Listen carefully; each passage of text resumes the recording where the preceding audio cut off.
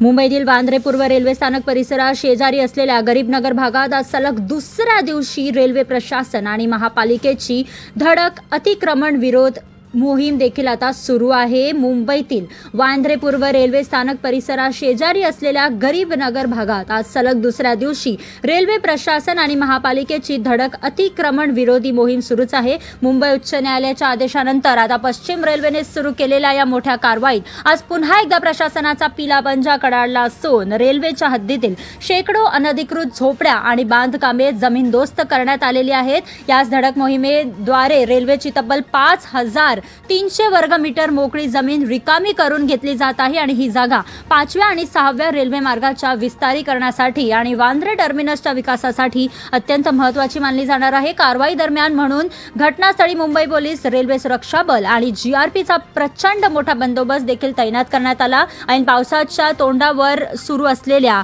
याच धडक बुलडोझर ॲक्शनमुळे संपूर्ण वांद्रे आणि गरीबनगर परिसरात प्रचंड खळबळ उडाली आहे।